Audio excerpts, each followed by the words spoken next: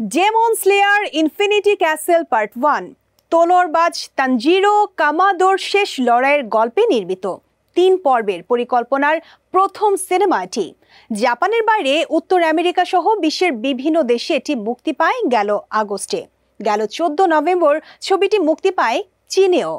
আন্তর্জাতিকভাবে এখন পর্যন্ত 8,91,00,000-এর বেশি দর্শক সিনেমাটি দেখেছেন। চমকের খবর হলো 100 বিলিয়ন আয় করা প্রথম জাপানি সিনেমা এখন এটি।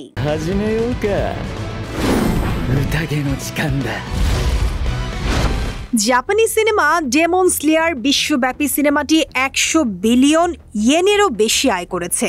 এর মধ্য দিয়ে তৈরি করেছে ইতিহাস। প্রথম জাপানি সিনেমা হিসেবে এত বিপুল আয়ের রেকর্ড গড়েছে এই cinema.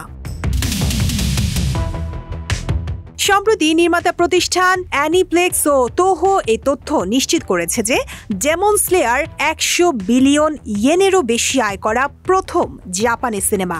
Demon Slayer Infinity Castle part 1-এ দানবদের পরাজিত করে তার বোনকে আবার মানুষে পরিণত করার সংগ্রাম দেখানো হয়েছে। জাপানের বাজারে আয় করা সিনেমা হিসেবে এর অবস্থান দ্বিতীয়। এর আগে করোনার সময় মুক্তি পাওয়া ডেমন স্লেয়ার এখনও সে দেশের বক্স অফিসে শীর্ষে রয়েছে। এই নতুন পর্ব ইতোমধ্যে স্টুডিও জিবলির বিখ্যাত স্পিরিটেড অ্যাওয়েকে পেছনে ফেলেছে।